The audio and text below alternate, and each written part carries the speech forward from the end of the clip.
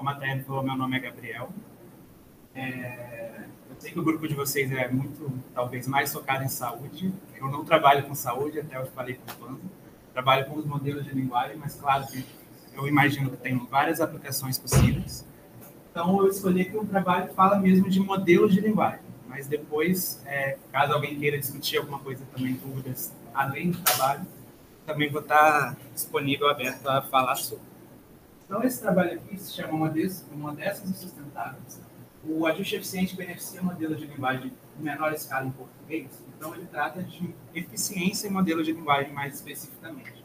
Esse aqui é um trabalho que eu apresentei recentemente lá no STIL, que é o Simpósio de Tecnologia de Informação e Linguagem Humana, que é o nosso congresso de PLN aqui no Brasil. Então, aqui, brevemente, a agenda, eu vou falar um pouquinho da motivação desse trabalho, o que é a metodologia que a gente aplicou, os experimentos, os resultados e as considerações.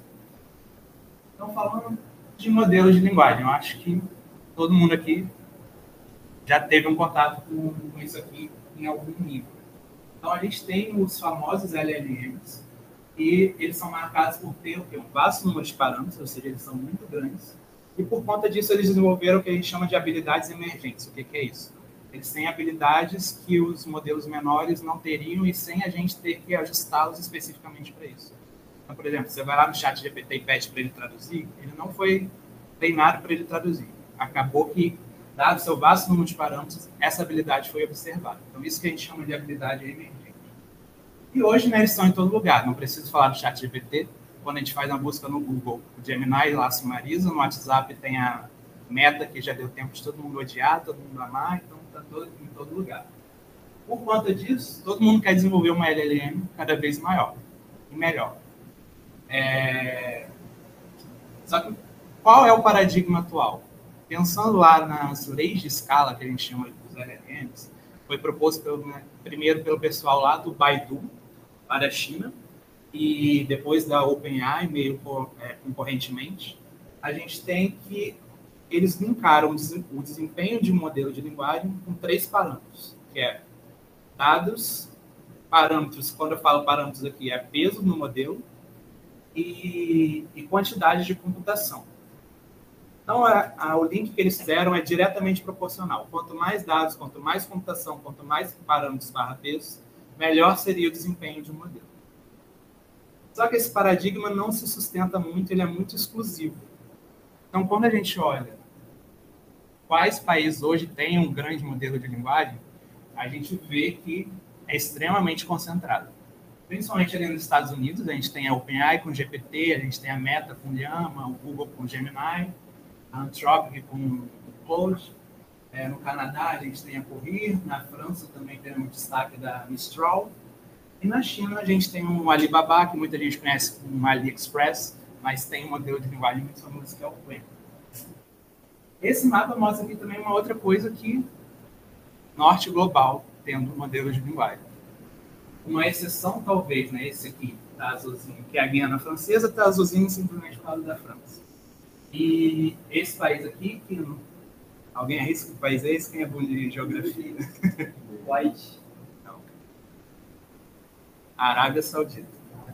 Que é um país que também tem muito dinheiro. Mas por que esse mapa é desse jeito aqui? Só o norte global. Quando a gente olha para esse outro gráfico, a gente consegue entender. Para desenvolver um modelo de linguagem de fronteira hoje, tipo GPT-4, Gemini Ultra, a computação necessária já excedeu 100 bilhões de petaflops. Traduzindo para dinheiro, mais de 100 milhões de dólares para treinar um modelo desse. Então, quem é que tem esse dinheiro hoje em dia? As Big Techs ou países muito ricos, a Arábia Saudita ou a China também. Além disso, outro aspecto que por vezes a gente diminui é a questão ambiental, a questão de carbono, para treinar só um desses modelos. Então, ali o primeiro caso ali é o GPT-3, nem é o GPT mais recente. Quanto carbono ele emitiu? Foi 500 toneladas de novo para treinar só uma instância do GPT. Isso dá dezenas de vezes mais um carro que funciona a diesel durante toda a sua vida útil. Isso para treinar de novo um modelo de linguagem. Isso tem se repetido. A gente tem os modelos mais recentes aqui, tipo Llama, pouco menos que o GPT, e a gente tem os modelos que nem sequer mais reportam isso, tipo os novos GPTs, o OpenAI parou de reportar isso. E um outro aspecto que tem sido muito relevante hoje em dia é a água também, porque esses modelos consomem muita água dos data centers. Os data centers hoje, algumas configurações precisam de água potável justamente para resfriar os data centers. Então, a gente tem hoje, por exemplo, o chat GPT já é calculado, estimado, que a cada 100 palavras que você fala com ele, que ele gera para você de resposta, está consumindo 500 ml de água, uma garrafinha. Cada 100 palavras que você interage com ele só ali na interface. Então, esse paradigma levou para a gente para esse universo. O que a gente faz na prática, nós, meros mortais, que não somos ricos, não temos muitas GPUs, a gente ajusta os modelos para o que a gente pode. Então, a gente faz o ajuste fino, que é mais factível aqui. Mais especificamente, tem um grupo de técnicas que elas chamam PERT, que é o ajuste fino eficiente de parâmetros. Ou seja, como eu pego um modelão desse, consigo ajustar ele com os poucos recursos que eu tenho e conseguir fazer a tarefa que eu quero. Seja classificar, uma tarefa de classificação, uma tarefa de geração de texto. Só que ainda tem um problema ainda assim, apesar da grande boa vontade das pessoas que pensaram nessas técnicas, é que essas técnicas foram pensadas nos LLMs gigantescos. Então, se eu tenho um LLM de 400 bilhões de parâmetros, como é o caso do Llama, o mais moderno hoje, eu aplico uma técnica de patch, eu consigo ajustar 1 bilhão de parâmetros. A técnica funcionou muito bem. Mas será que eu tenho recursos ainda assim para ajustar 1 bilhão de parâmetros? Então, fica essa dúvida ainda. E esse trabalho aqui justamente estava focando em aplicar as técnicas de patch em modelos ainda menores. Será que isso funcionaria? Será que eu afetaria ou não o desempenho de representação do idioma? Porque dentro de processamento de linguagem natural, a gente tem que os modelos menores, por vezes, eles são mais sensíveis a qualquer ajuste que você faz. São mais fáceis de estragar. Então, se eu quero aplicar uma técnica eficiente, por vezes vai ajustar menos pesos, eu correria esse risco. Mas será que isso acontece mesmo? É isso que esse trabalho, na verdade, está buscando avaliar. Se eu consigo aplicar as técnicas eficientes em modelos menores, ser competitivo com os modelos gigantes e não danificar a representação do idioma, porque, afinal de contas, se o modelo não falar direito, não é o que a gente quer. Então, como que a gente avaliou? Eu vou falar um pouquinho quais modelos a gente usou, porque esses aqui não são tão conhecidos assim. Qual tarefa que a gente avaliou aqui, quais técnicas a gente falou, isso aqui talvez seja interessante porque se estende ao geral, né, não só a questão da tarefa que a gente usou aqui. E como que a gente avalia modelos de linguagem, que eu acredito que também não é um conhecimento assim tão trivial, talvez, tão difundido. Então, os modelos que a gente usou. A gente usou o PTT5 base, que ele é um modelo bem menor, se a gente parar para pensar nos 400 bilhões que eu falei, tem 220 milhões. Para a rede neural, ainda são bastante pesos, mas a gente não consegue fugir muito disso para um modelo de linguagem. E ele é treinado no corpus em português. Corpus, né, é um conjunto de textos sem rotulação alguma, só muito textos. E o que é pré-treinar um modelo de linguagem? Ele não é ajustado para nenhuma tarefa específica, ou seja, ele só vê lá muito texto, aprende a gerar a próxima palavra. Com isso, a gente tem a ideia que o modelo de linguagem está aprendendo o quê? Representar o idioma, a língua, mas não necessariamente alguma tarefa. E ele foi treinado, então, em português, ou seja, então teria grande conhecimento da língua portuguesa, conseguiria desempenhar tarefas ali. Então, ele é baseado também na arquitetura T5 do Google. O APT-PTBR, ele é bem menor ainda que o PTT5, 125 milhões de parâmetros. Diferente do processo de pré-treinamento, ele foi apenas ajustado em português. Qual é a diferença? Eles pegaram um OPT lá, em inglês, dos Estados Unidos, deram um número reduzido de textos em português e falaram, aprende o português. Esse aqui não, foi muito mais texto em português, ele teoricamente tinha um aprendizado mais robusto. A gente vai ver que isso diferenciou um pouco nos resultados também.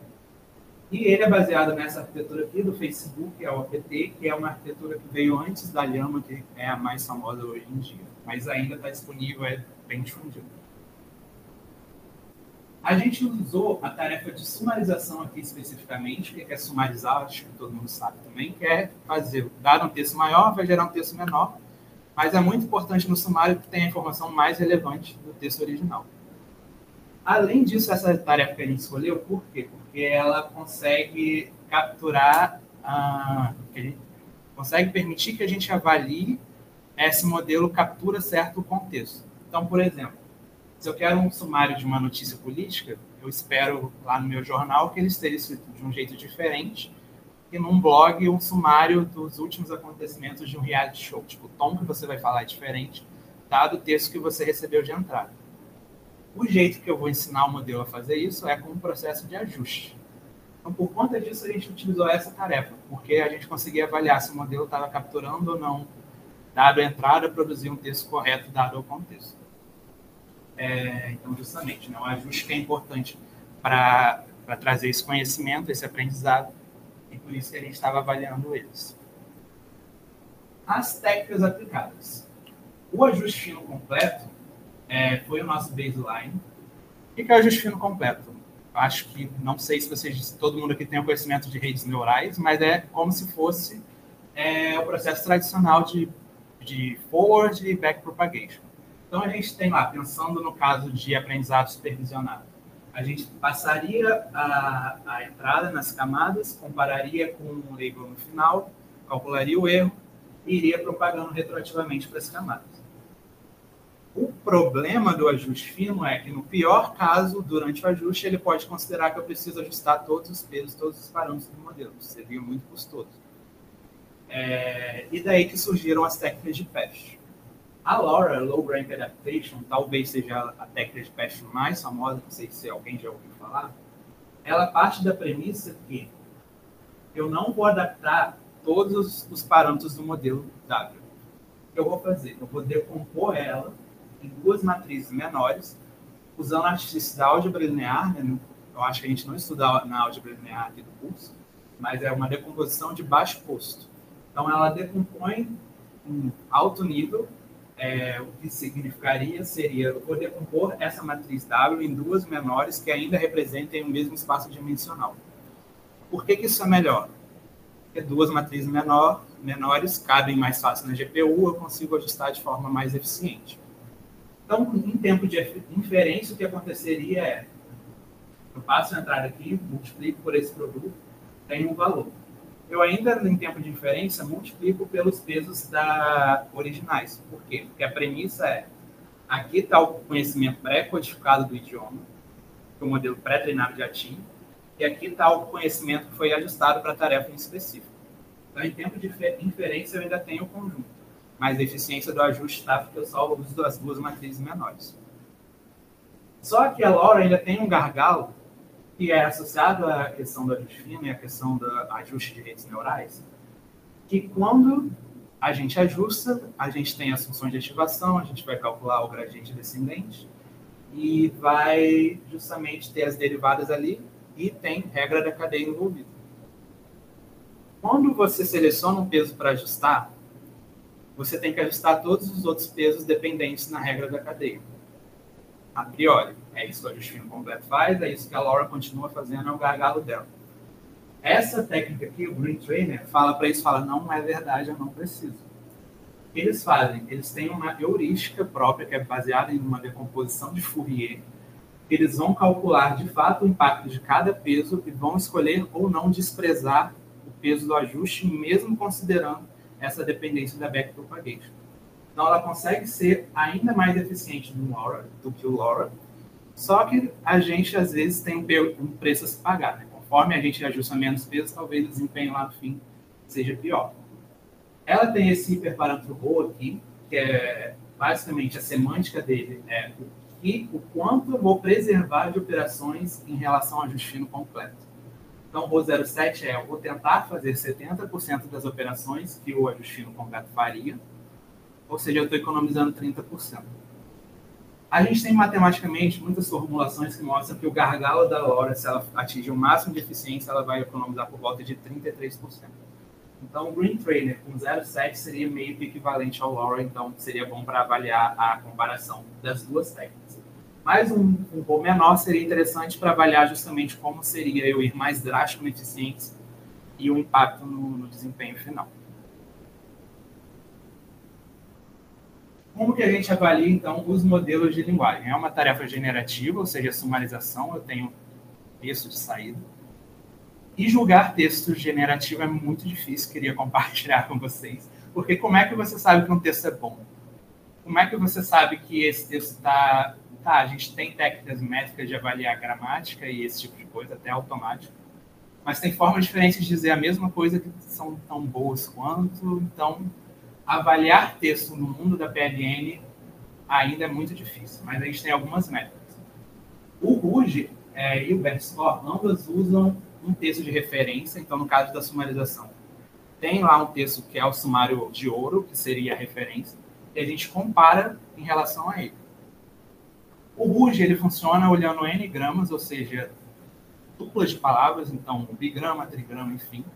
Ele olha a concorrência exata de palavras da referência com o texto que eu gerei. Então, ele vai conseguir olhar assim. Ele é muito usado na sumarização. E vocês podem pensar, tá, isso é muito limitado, porque, como eu falei, nem sempre você usa as mesmas palavras para dizer as mesmas coisas. Mas ele ainda assim é muito usado na sumarização, porque, como eu falei antes, sumarização você quer preservar informações importantes. Então, algumas entidades especificamente têm que estar lá, tanto no sumário, de qualquer forma. Então, ainda assim, o RUGE é bastante utilizado.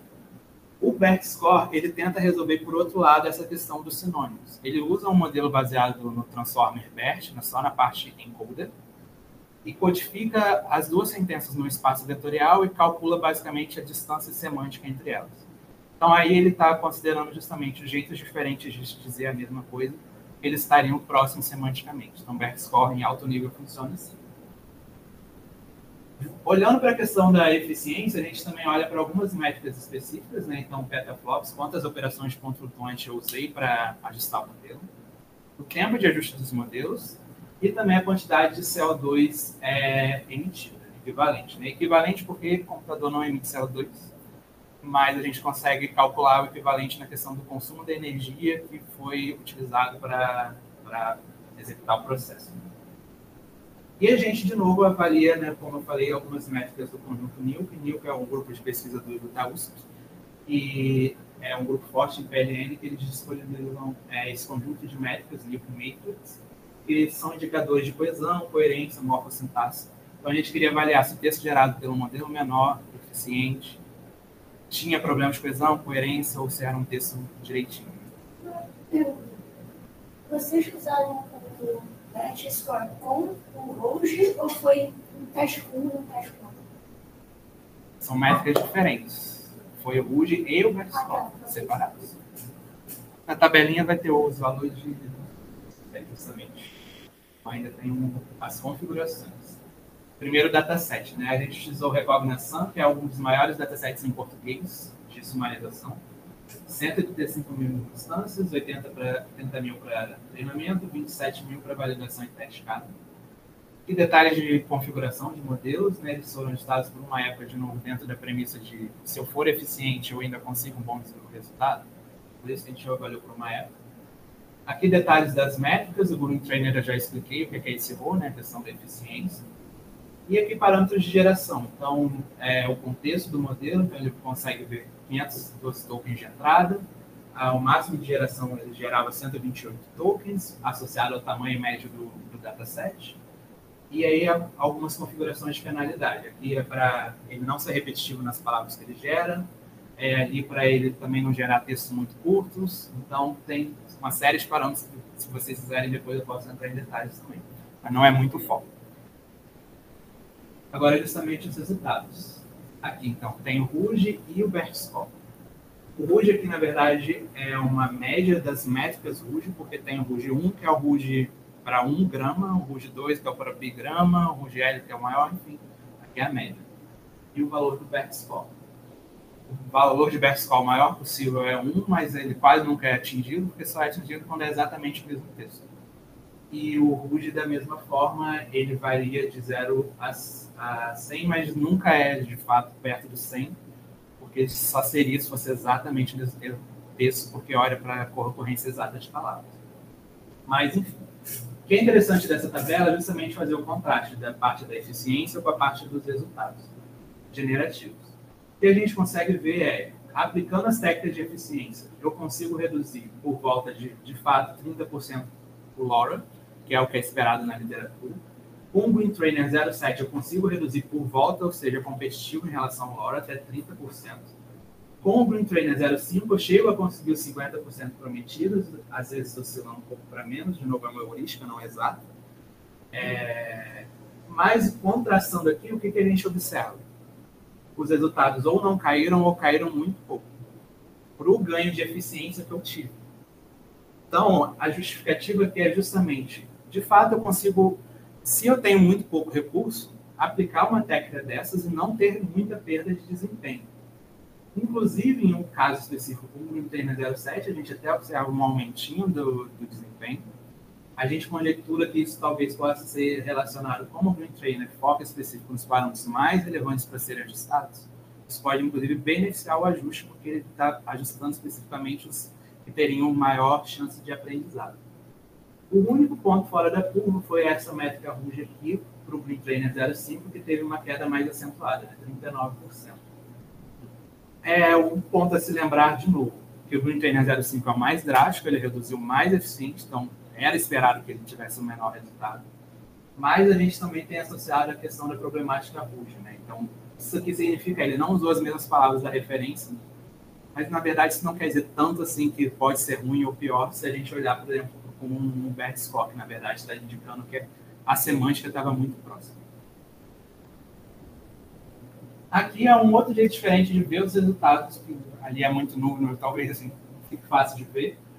Mas aqui o que a gente consegue ver de cara, né? De novo. Que o Green Trainer, por exemplo, 07, sempre é o mais perto do ajuste fino completo, né? É um para cima com o pentágono. Por vezes, as técnicas eficientes, especificamente com esse modelo OPT-PTBR, são até superiores ao ajuste fino completo. Então, ganhei eficiência, ainda fui melhor. E a gente tem, né, que o LoRa geralmente fica intermediário entre as duas variantes do Green Trainer. Aqui também de cara a gente consegue ver um outro aspecto, que o amarelinho sempre está em cima do verde. Ou seja, o modelo PTT5 foi melhor que o OPT-PTBR. Como eu falei lá no início, tem a diferença do pré-treinamento dos dois. Um foi especificamente do português, o PTT5, o outro foi simplesmente ajustado. Aí a gente entra numa questão de dualidade filosófica ou não, na verdade não é prática mesmo, que é o pré-treino do PTT5 foi melhor, ele permitiu um ajuste eficiente melhor, ou seja, ele foi mais resiliente no ajuste final. Só que para o pré-treino dele ter sido melhor, ele foi mais custoso. Então, entra um balanço que a gente tem que fazer. Se eu faço um pré-treino mais robusto, eu consigo permitir que o ajuste seja mais simples, mais eficiente e por outro lado, ser mais econômico nessa etapa.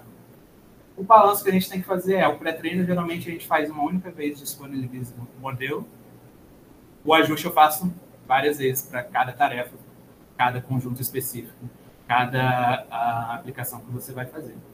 Então, isso tudo tem que levar em conta quando você vai pensar qual modelo você vai usar, qual a técnica que você vai ajustar, enfim. Não é tão trivial. A questão lá das métricas sintáticas e morfológicas, o que a gente tem aqui é a distância para a referência do texto gerado. Ou seja, quanto menor o valor aqui, melhor. De novo, a gente consegue ver que entre as técnicas de ajuste não tem muita diferença. Então, o que isso quer dizer as técnicas de ajuste são passíveis de serem aplicadas, elas não estão prejudicando tanto os modelos em relação ao ajuste fino completo, que seria o baseline. Então, muito bom, posso já usar as técnicas de ajuste. De novo, aqui a gente tem a diferença entre os dois modelos, né? Principalmente quando a gente olha, por exemplo, para a morfossintaxe, aqui 0,8, a questão de 1. Então, o PTT5, de fato, está gerando textos melhores do que o OPT-PTBR, um ponto para se considerar, né? A escolha do modelo faz diferença, mas é a lição geral do aprendizado de máquina, não a bala de prata para aplicar na solução, depende de contexto a contexto. Então, as considerações finais, né? O Green Trainer, que é a técnica inovadora nova, é competitiva em relação ao LoRa. Ela oferece uma opção equilibrada, eu consigo usar lá com 50% de eficiência e ainda ter resultados bons. As técnicas de patch são aplicáveis aos modelos de língua, mas a escolha do modelo tem que ser considerada. Para trabalhos futuros, a gente quer avaliar para modelos maiores e fazer o comparativo, se o modelo menor rivaliza. O spoiler aqui que eu já estou fazendo isso. Na verdade, sim, vale a pena para algumas tarefas. Então, é um ponto a se considerar. Quando você vai usar o modelo de linguagem, qual modelo de linguagem olhar? Não desprezem os pequenos, porque às vezes eles são muito úteis para tarefas específicas. E a gente, né, sempre tem novas técnicas de patch a serem utilizadas, como Loreta, Galore, enfim. Detalhes muito específicos. E aqui, um chamado bem recente que a gente tem visto, pelo menos dentro da comunidade de NLP, é falar das estimativas de carbono dos seus experimentos, falar também de quanto dinheiro você gastou. Então, isso tem aparecido junto, inclusive numa seçãozinha do artigo em alguns lugares. Então, aqui justamente só reportando em questão de ajuste, né? A gente gastou R$ 1.600 para fazer todos os experimentos na nuvem. Foi barato se comparado para fazer um modelo de linguagem muito grande. Então, apesar de R$ 1.600 para fazer um experimento, não é fácil sair do bolso, não é, mas assim, comparativamente é barato. Parênteses, não saiu do meu bolso. Saiu na verdade, esse aqui saiu do Google, que a gente teve uma parceria. A gente acabou emitindo 15 quilos de carbono só para fazer esses experimentos que a gente fez com os modelos pequenos. É bem pouco também comparativamente, né? E a gente utilizou 364 horas de computação. Nessas GPUs aqui, T4, que são GPUs muito mais simples também do que as que são usadas normalmente, são a 100, né? O Facebook esse ano comprou $10 bilhões em H100 de uma única vez. A gente utilizou essas T4, que tem 8 GB de RAM cada uma, então bem mais acessível. E no final, né, a gente também, a eficiência geral de carbono era 0,57 por kWh. Acho que é isso que eu tinha que falar, né? Aí, como eu falei, teve o apoio do Google, das agências de fomento, e é isso.